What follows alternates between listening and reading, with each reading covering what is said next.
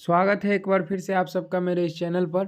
और आज मैं फिर से हिंदी बिहार बोर्ड इंटरमीडिएट 2024 के एग्ज़ाम के लिए ये प्रैक्टिस सीरीज पार्ट 3 वीडियो लेकर के आया हूँ। और इसमें मैं फिर से 25 इम्पॉर्टेंट हिंदी के बुक से क्वेश्चंस को ढूंढ के लाया हूँ, जो आपको एग्ज़ाम में बहुत ज़्यादा मदद करेंगे आपके एग्ज़ाम में ऑब्जेक्टिव्स में। ठीक है, तो ज़्यादा बात किए बिना ही शुरू करते हैं अपने इस वीडियो को। और पहला सवाल आपके स्क्रीन के ऊपर आपके सामने है। सवाल क्या है, पढ़िए उसको। शिक्षा शीर्षक निबंध के रचनाकार कौन है? ठीक है, सवाल है शिक्षा शीर्षक निबंध के रचनाकार कौन है? ए जे कृष्णमूर्ति, बी मलयज, सी मोहन राकेश या डी उदय प्रकाश। करना क्या है पता ही है, कॉपी कलम ले लेना है, 1 से 25 तक नंबर लिख देना है। ABCD में से जो आंसर सही लगे वो लिखना है। जब मैं आंसर बताऊं तो चेक कर लेना है और अंत में कमेंट सेक्शन में ज़रूर बताना है कि आपका कितना नंबर आया 25 में। ठीक है, और जो भी पहली बार इस वीडियो को देख रहे हैं, पीछे भी मैंने हिंदी का ये तीसरा प्रैक्टिस सीरीज का ये तीसरा पार्ट वीडियो है, 1-2 डाला हुआ है, वो देख लीजिए। जो आर्ट्स के स्टूडेंट है जिनका सब्जेक्ट हिस्ट्री है, उनके लिए मैंने एंशिएंट इंडियन हिस्ट्री के 4 वीडियो में 85 क्वेश्चन कराए हैं। जो हमारा मध्यकालीन भारतीय इतिहास है उसके लिए अभी तक मैंने 3 वीडियो डाला है, जिसमें 20-20 क्वेश्चन करके मैंने कराया, तो टोटल 60 क्वेश्चन मैंने मध्यकालीन भारतीय इतिहास का भी ऑब्जेक्टिव करा दिया है। तो वो भी जा करके देख ले, सबके लिए प्लेलिस्ट बना हुआ है। हिस्ट्री का अलग प्लेलिस्ट है और हिंदी का अलग प्लेलिस्ट है। जो 10th के स्टूडेंट हैं उनके लिए भी सोशल साइंस का प्रैक्टिस सीरीज चल रहा है, अभी तक 2 वीडियो डाला गया है। सोशल साइंस का अलग एक प्लेलिस्ट बना हुआ है, वहाँ जा करके देख ले। पहला सवाल का जवाब देंगे, शिक्षा शीर्षक निबंध के रचनाकार कौन है? जे कृष्णमूर्ति, मलयज, मोहन राकेश या उदय प्रकाश। ये इंटरमीडिएट में पढ़ रहे सभी स्टूडेंट के लिए यूज़फुल है, क्योंकि ये हिंदी है। तो ISC, ICOM या IE के किसी के भी आप स्टूडेंट हैं तो ये आपके लिए बेनिफिशियल है, यूज़फुल है। ठीक है, पूरा वीडियो देखिए, 25 क्वेश्चंस का टेस्ट दीजिए। अगर जो अभी तक जिनको इन क्वेश्चंस के बारे में नहीं पता था या ये क्वेश्चंस अगर नया लगे तो कॉपी में लिख करके और उसको याद कर लेंगे, एग्जाम में फ़ायदा करेगा। शिक्षा शीर्षक निबंध के रचनाकार कौन है? जे कृष्णमूर्ति, मलयज, मोहन राकेश या उदय प्रकाश। जल्दी जल्दी आंसर लिखेंगे।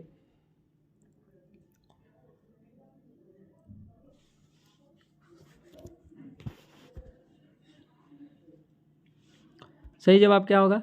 इसका सही जवाब होगा ए जे कृष्णमूर्ति। ठीक है, शिक्षा शीर्षक निबंध के रचनाकार कौन है? जे कृष्णमूर्ति। अब बाकी के जो 3 लेखक हैं उनका क्या क्या है, तो मलयज का जो है, मलयज का है हंसते हुए मेरा अकेलापन, उदय प्रकाश का है तिरिच और मोहन राकेश का है सिपाही की माँ। ठीक है, किसका किसका क्या क्या है, तो किसका क्या है देख लेते हैं थोड़ा सा। मलयज, ठीक है, मलयज का लिखा हुआ है क्या? हंसते हुए मेरा अकेलापन। ठीक है, हंसते हुए मेरा अकेलापन। मलयज का है हंसते हुए मेरा अकेलापन, हंसते हुए मेरा, ठीक है, मलयज का है। और उदय प्रकाश का क्या है? उदय प्रकाश का है तिरिच। उदय प्रकाश का क्या है? तिरिच। उदय प्रकाश ने जो उदय प्रकाश द्वारा रचित जो पाठ आपको पढ़ना है वो है तिरिच। मोहन राकेश द्वारा रचित जो पाठ आपको पढ़ना है वो है सिपाही की माँ। ठीक है, क्या है? सिपाही की माँ। सिपाही की माँ एक एकांकी है। ठीक है, ध्यान रखना है। तो शिक्षा शीर्षक निबंध के रचनाकार है जे कृष्णमूर्ति। मलयज का लिखा हुआ हंसते हुए मेरा अकेलापन एक डायरी है। उदय प्रकाश द्वारा रचित तिरिच कहानी है। मोहन राकेश सिपाही की माँ ये आपका एकांकी है। आगे आते हैं क्वेश्चन नंबर 2 पर। प्रश्न संख्या 2, लीड बेटर की नज़र में जे कृष्णमूर्ति क्या थे? लीड बेटर की नज़र में जे कृष्णमूर्ति क्या थे? ए राज्य शिक्षक, बी देश शिक्षक, सी विश्व शिक्षक या डी गांव का शिक्षक।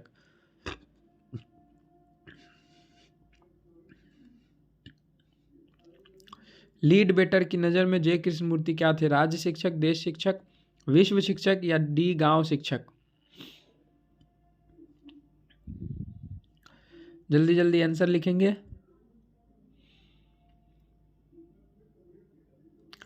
सही ऑप्शन क्या होगा? सही ऑप्शन होगा सी नंबर। ठीक है, विश्व शिक्षक। लीड वेटर की नज़र में जे कृष्णमूर्ति विश्व शिक्षक थे। आते हैं क्वेश्चन नंबर 3 पर। प्रश्न संख्या 3, उदय प्रकाश का जन्म कब हुआ था? उदय प्रकाश का जन्म कब हुआ था? ठीक है, उदय प्रकाश का जन्म कब हुआ था? ए 1952, बी 1942, सी 1930 या डी 1960? उदय प्रकाश का जन्म कब हुआ था? 1952, 1942, 1930 या 1960? उदय प्रकाश का जन्म कब हुआ था? 1952, 1942, 1930 या 1960?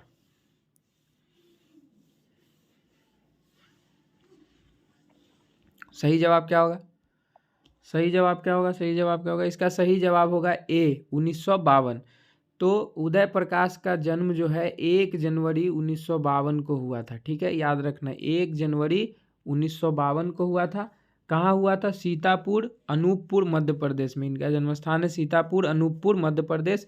इनके द्वारा रचित पाठ जो आपको पढ़ना है, अभी मैंने बताया था पहले कि उस पाठ का नाम है तिरिच। ठीक है, तिरिच, उदय प्रकाश द्वारा रचित पाठ आपको पढ़ना है तिरिच। इनका जन्म 1 जनवरी 1952 को हुआ था। कहाँ? सीतापुर, अनूपपुर, मध्य प्रदेश में। आते हैं क्वेश्चन नंबर 4 पर। तिरिच किस प्रकार की रचना है? तिरिच किस प्रकार की रचना है? ए आधुनिक त्रासदी, बी सुखांत की, सी हंसी लाने वाली या डी आधुनिक कॉमेडी?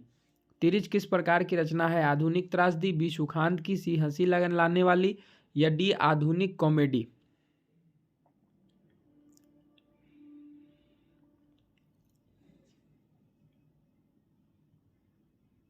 सही जवाब क्या होगा? सही जवाब होगा आधुनिक त्रासदी। आते हैं क्वेश्चन नंबर 5 पर। क्वेश्चन नंबर 5 क्या है? मोहन राकेश के बचपन का नाम क्या था? मोहन राकेश के बचपन का नाम क्या था? मोहन राकेश के बचपन का नाम क्या था? ए मदन मोहन गुगलानी, बी कृष्ण मोहन गुगलानी, सी राधा कृष्ण मुगलानी, डी राम कृष्ण मुगलानी? मोहन राकेश के बचपन का नाम क्या था? ए मदन मोहन गुगलानी, बी कृष्ण मोहन गुगलानी, सी राधा कृष्ण मुगलानी या डी राम कृष्ण मुगलानी?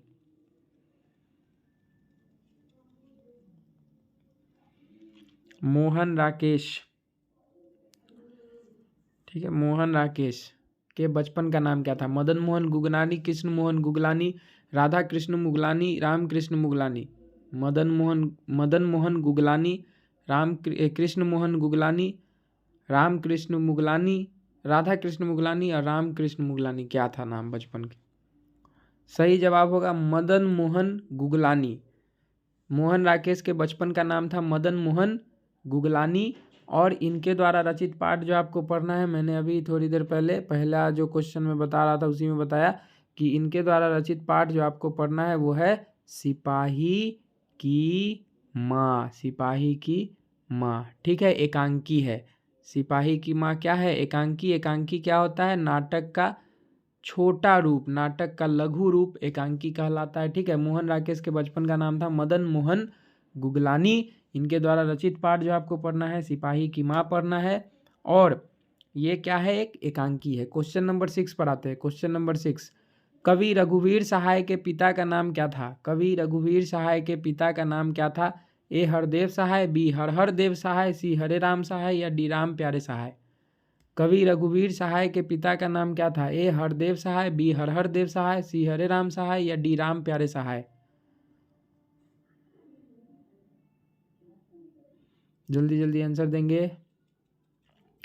कवि रघुवीर सहाय के पिता का नाम क्या था? ए हरदेव सहाय, बी हरहर देव सहाय, सी हरे राम सहाय या डी राम प्यारे सहाय?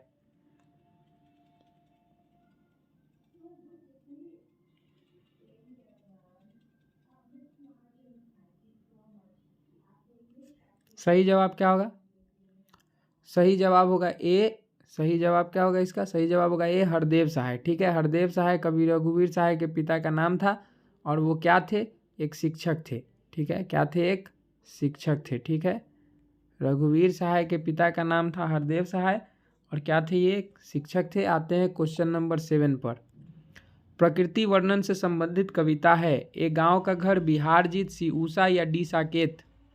प्रकृति वर्णन से संबंधित कविता है। गांव का घर, हार जीत, ऊषा या साकेत? मतलब कौन सी ऐसी कविता इन चारों में जिसमें प्रकृति का वर्णन किया गया है, मतलब प्रकृति के बारे में बताया गया, नेचर के बारे में?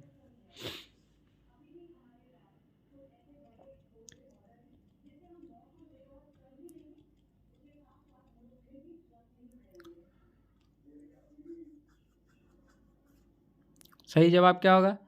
सही जवाब होगा उषा। ठीक है, प्रकृति वर्णन से संबंधित कविता इन चारों में है उषा। आते हैं क्वेश्चन नंबर 8 पर। प्रश्न संख्या 8 आपके स्क्रीन के ऊपर ये रहा। भूषण की कविता में कौन सा रस पाया जाता है? ए श्रृंगार रस, बी भक्ति रस, सी वीर रस या डी वात्सल्य रस। भूषण की कविता में कौन सा रस पाया जाता है? ए श्रृंगार रस, बी भक्ति रस, सी वीर रस या डी वात्सल्य रस।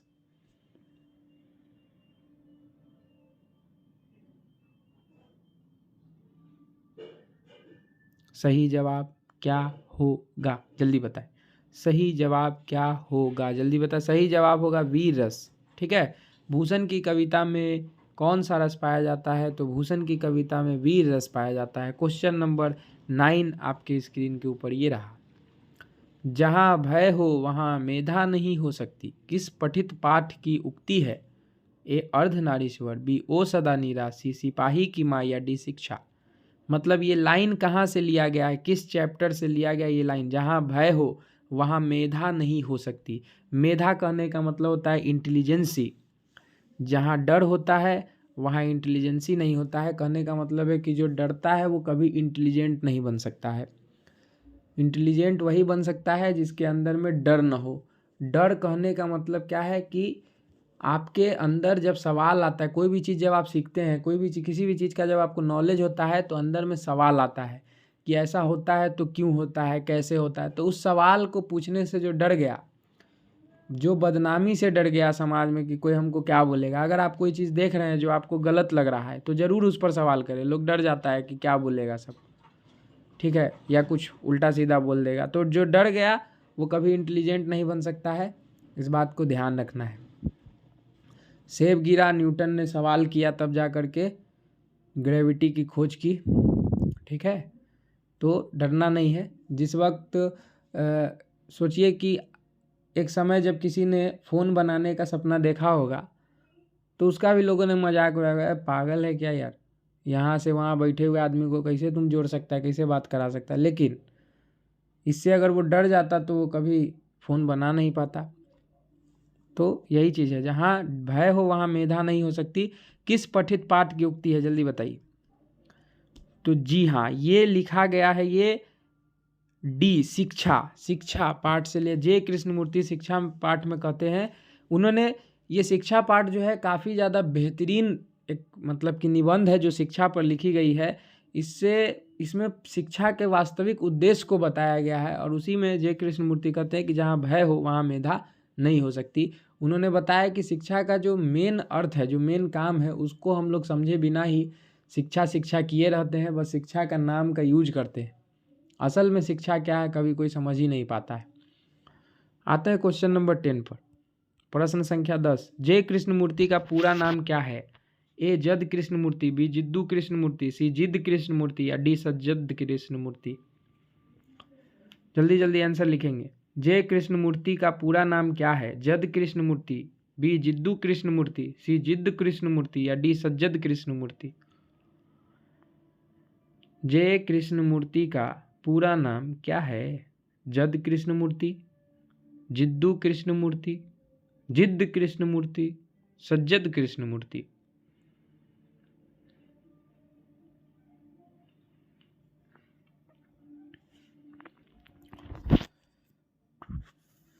सही जवाब होगा जिद्दू कृष्णमूर्ति। जे कृष्णमूर्ति का पूरा नाम है जिद्दू कृष्णमूर्ति। क्वेश्चन नंबर 11 पर आते हैं। प्रश्न संख्या 11। चंद्रधर शर्मा गुलेरी की कहानी है? ए जूठन, बी रोज, सी तिरिच या डी उसने कहा था। मतलब इन चारों में से कौन सी ऐसी कहानी है जिसको चंद्रधर शर्मा गुलेरी ने लिखा है या उनकी है? ठीक है, यही बताना। जल्दी बताइए। बहुत इजी क्वेश्चन, बहुत बहुत बहुत इजी क्वेश्चन। चंद्रधर शर्मा गुलेरी की कहानी है। ए जूठन, बी रोज, सी तिरिच या डी उसने कहा था।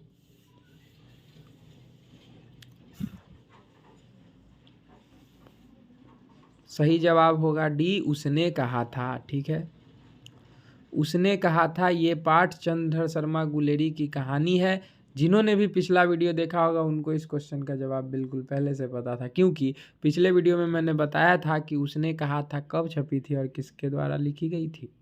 1915 में चंद्रधर शर्मा गुलेरी द्वारा लिखी गई थी। और ये जो मतलब चंद्रधर शर्मा गुलेरी है, इन्होंने मात्र 3 कहानी लिखी है और इसी तीनों कहानी के द्वारा ये प्रसिद्ध कहानीकार के रूप में फेमस हो गए, क्योंकि हर कहानी में कुछ ना कुछ अलग सा सीख देते हैं। आगे चलते हैं क्वेश्चन नंबर 12 पर। 12वां सवाल आपके स्क्रीन के ऊपर ये रहा। निम्न में से किस कहानी में गैंग्रीन का उल्लेख है? गैंग्रीन का उल्लेख किस कहानी में है? ए उसने कहा था, बी रोज, सी तिरिच या डी रस्सी का टुकड़ा। इन चारों में से ऐसी कौन सी कहानी है जिसमें गैंग्रीन का बात किया गया है? जल्दी जल्दी आंसर देंगे, जल्दी जल्दी।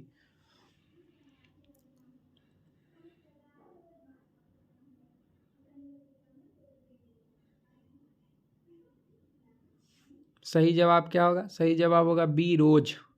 आपको जिन्होंने पहला वीडियो देखा होगा उसमें इस बात पर चर्चा की गई थी कि जो रोज कहानी है, रोज कहानी के लेखक है सच्चिदानंद हीरानंद वात्स्यायन अगे। ठीक है, रोज कहानी के लेखक कौन है? अगे।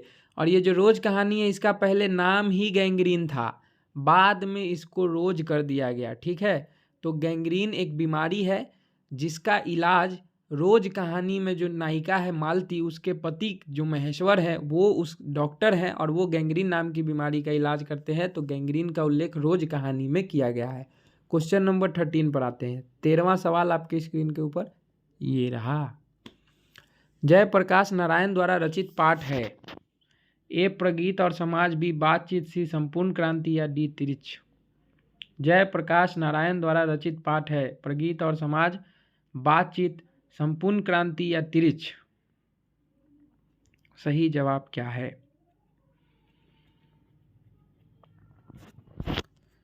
तो याद रखना है कि इसका सही जवाब होगा सी संपूर्ण क्रांति। एक भाषण का इनके भाषण का एक अंश है। ठीक है, जयप्रकाश नारायण द्वारा 1974 में पटना के गांधी मैदान में दिए गए भाषण का एक अंश है संपूर्ण क्रांति, जो आपको भी पढ़ना है। ठीक है, तो जयप्रकाश नारायण द्वारा रचित पाठ है संपूर्ण क्रांति। क्वेश्चन नंबर 14 पर आते हैं। 14वां सवाल आपके स्क्रीन के ऊपर ये रहा।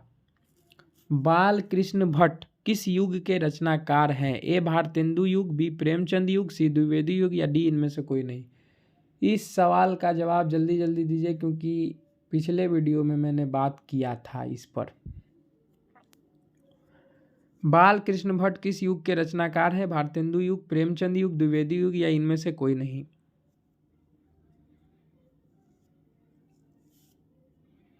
मैंने बताया था कि जब बोले बाल कृष्ण भट्ट किस युग के रचनाकार हैं तो क्या बोलना है। काल अगर बोलता है कि बाल कृष्ण भट्ट किस काल के रचनाकार है तो आधुनिक काल। ठीक है, क्या बोलना है? आधुनिक काल। काल अगर बोले तो आधुनिक काल, और अगर युग बोले तो भारतेंदु युग।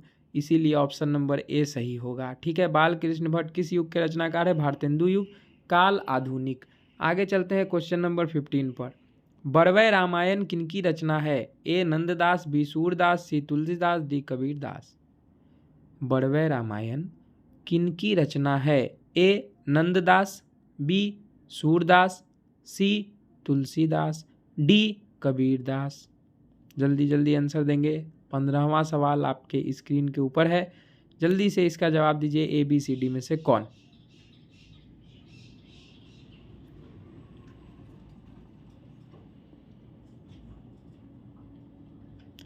सही उत्तर होगा तुलसीदास। तुलसीदास जी ने बड़वय रामायण की रचना की है। आगे आते हैं क्वेश्चन नंबर 16 पर। सॉरी कुछ इधर उधर हो गया। एक मिनट।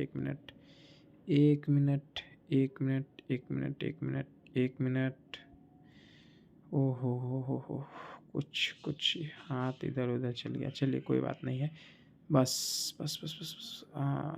बड़वय रामायण की रचना किसने की है? तुलसीदास ने की है। क्वेश्चन नंबर 16 पर आते हैं। 16 पर प्रश्न संख्या 16 आपके स्क्रीन के ऊपर ये रहा।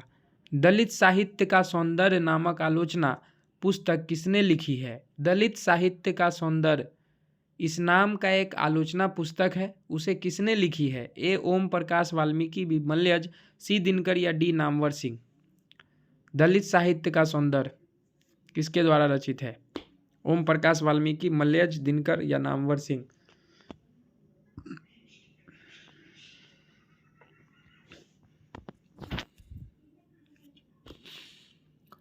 सही जवाब होगा ओम प्रकाश वाल्मीकि। सही जवाब क्या होगा?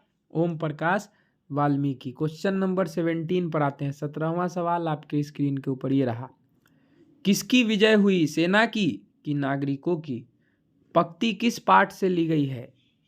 मतलब ये जो लाइन है, किसकी विजय हुई, सेना की कि नागरिकों की, ये लाइन कहाँ से लिया गया है? हार जीत, ए हार जीत, बी अधिनायक, सी गांव का घर या डी कवित। इन चारों कविताओं में से किस कविता से ये लिया गया है? किसकी विजय हुई, सेना की कि नागरिकों की? जल्दी जल्दी आंसर बताइए। हार जीत, अधिनायक, गांव का घर या कवित।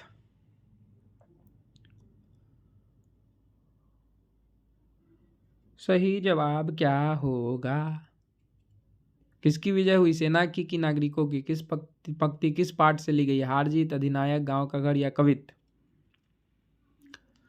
सही जवाब होगा ए हार जीत। ठीक है, हार जीत के लेखक कौन है? हार जीत के लेखक है अशोक वाजपेयी। ठीक है, हार जीत कविता के लेखक कौन है? अशोक वाजपेयी। और हार जीत कविता की विशेषता क्या है? हार जीत कविता की विशेषता यह है कि यह एक गद्य कविता है। कैसी कविता है? गद्य कविता। एकमात्र गद्य कविता है आपके पूरे बुक में, और वो गद्य कविता है हार और जीत, जिसको लिखा है अशोक वाजपेयी ने। उसी में उन्होंने बताया है कि किसकी विजय हुई, सेना की कि नागरिकों की। ये लोगों को पता ही नहीं है, लोगों को बस बता दिया गया है कि विजय हुई है, लोग जश्न मनाने में व्यस्त हो गए। क्वेश्चन नंबर 18 पर आते हैं। प्रश्न संख्या 18। अशोक वाजपेयी का मूल निवास स्थान कहाँ है? अशोक वाजपेयी का मूल निवास स्थान कहाँ है? ए सागर मध्य प्रदेश, बी महासागर मद्रास, सी हिंद महासागर या डी वाराणसी उत्तर प्रदेश। अशोक वाजपेयी का मूल निवास स्थान कहाँ है? ए सागर मध्य प्रदेश, बी महासागर मद्रास, सी हिंद महासागर या डी वाराणसी उत्तर प्रदेश।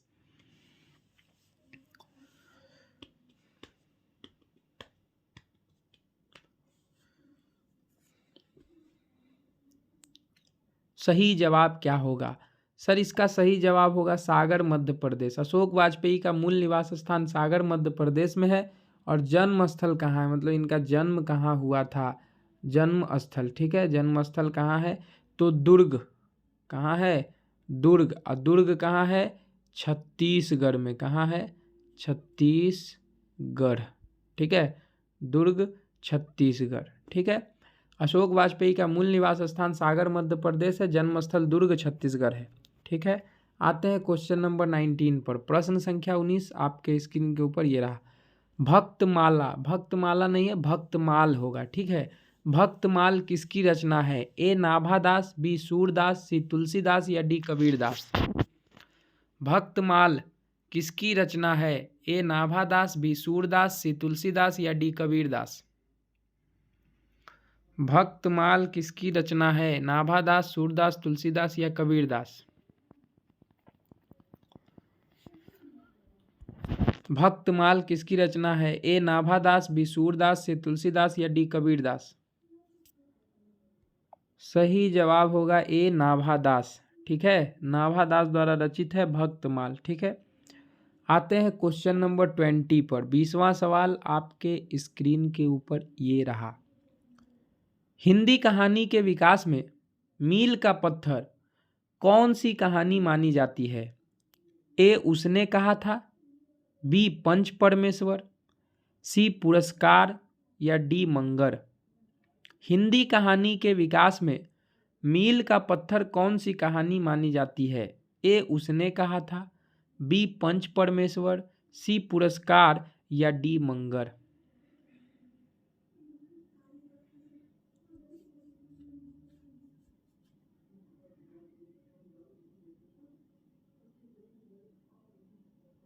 हिंदी कहानी के विकास में मील का पत्थर कौन सी कहानी मानी जाती है? ए उसने कहा था, बी पंच परमेश्वर, सी पुरस्कार या डी मंगर। सही जवाब होगा उसने कहा था। चंद्रधर शर्मा गुलेरी की अमर रचना है। इस कहानी पर प्रसिद्ध फिल्मकार विमल रॉय ने फिल्म भी बनाया था। उसने कहा था कहानी हिंदी कहानी के विकास में मील का पत्थर मानी जाती है। ठीक है, क्वेश्चन नंबर 21 पर आते हैं। प्रश्न संख्या 21, जयशंकर प्रसाद का महाकाव्य है? ए कामायनी, बी साकेत, सी उर्वशी या डी मुकुल। जयशंकर प्रसाद का महाकाव्य है? ए कामायनी, बी साकेत, सी उर्वशी या डी मुकुल। जयशंकर प्रसाद का महाकाव्य है? ए कामायनी, बी साकेत, सी उर्वशी, डी मुकुल। सही जवाब क्या होगा? क्या होगा सही जवाब? सही जवाब होगा ए कामायनी। आते हैं क्वेश्चन नंबर 22 पर। प्रश्न संख्या 22, ज्ञानेंद्रपति की कविता है? ए गांव का घर, बी हार जीत, सी अधिनायक या डी प्यारे नन्हे बेटे को। ज्ञानेंद्रपति की कविता है गांव का घर, हार जीत, अधिनायक या प्यारे नन्हे बेटे को।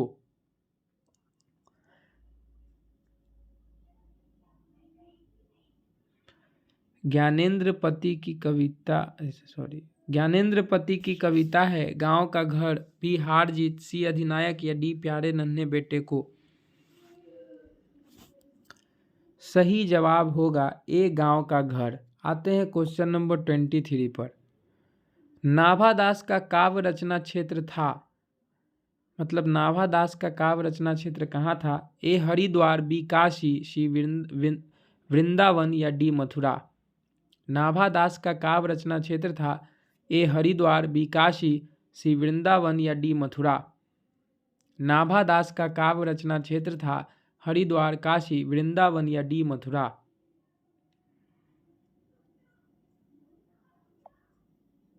सही जवाब होगा सी वृंदावन। क्वेश्चन नंबर 24 पर आते हैं। प्रश्न संख्या 24, ज्ञानेंद्रपति किस प्रशासनिक पद पर थे? ए जिलाधिकारी, बी पुलिस अधिकारी, सी कारा अधीक्षक या डी सेना अधिकारी। ज्ञानेंद्रपति किस प्रशासनिक पद पर थे? Administrative post. किस एडमिनिस्ट्रेटिव पोस्ट पर थे? ए जिला अधिकारी, बी पुलिस अधिकारी, सी कारा अधीक्षक या डी सेना अधिकारी। ज्ञानेंद्रपति किस प्रशासनिक पद पर थे? जिला अधिकारी, पुलिस अधिकारी, कारा अधीक्षक या सेना अधिकारी। सही जवाब होगा कारा अधीक्षक। आते हैं क्वेश्चन नंबर 25 और आज के हमारे इस वीडियो सेशन का लास्ट क्वेश्चन आपके स्क्रीन के ऊपर ये है।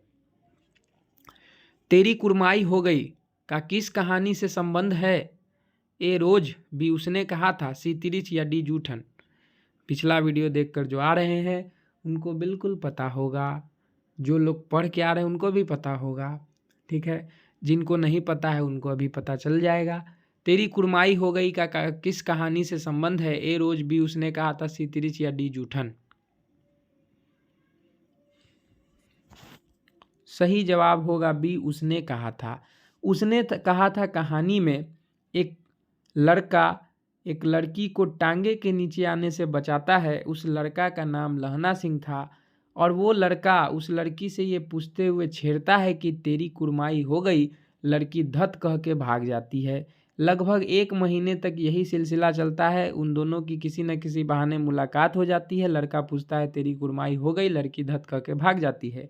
एक दिन जब लड़का बोलता है कि तेरी कुरमाई हो गई तो लड़की कहती है हाँ कल हो गई। देखते नहीं ये रेशम की शालू मतलब शाल पहने रहती है, उसको दिखाते हुए बोलती है। उस दिन उस लड़के के पांव तले ज़मीन खिसक जाती है। लड़का का दुनिया इधर से उधर होने लगता है। मतलब ऐसा है कहानी। उसने कहा था कहानी में ये कहा गया है। फिर लड़का सिपाही बनता है और आगे चल के वो लड़की की शादी सूबेदार से हो जाती है, जो लहना सिंह का ही सूबेदार होता है। और आगे चल के वो लड़की लहना सिंह से जब मिलती है तो अपने पति और बेटे की रक्षा की वचन लेती है और जिसे पूरा लहना सिंह अपने प्राणों की बलि देकर करता है। ये कहानी उसने कहा था कहानी शुद्ध प्रेम की आध्यात्मिक अनुभूति पर आधारित एक कहानी है। तो तेरी कुरमाई हो गई, इस लाइन का संबंध उसने कहा था कहानी से है। वीडियो को देखने के लिए आप सभी का धन्यवाद। मिलेंगे फिर किसी नए वीडियो सेशन के साथ।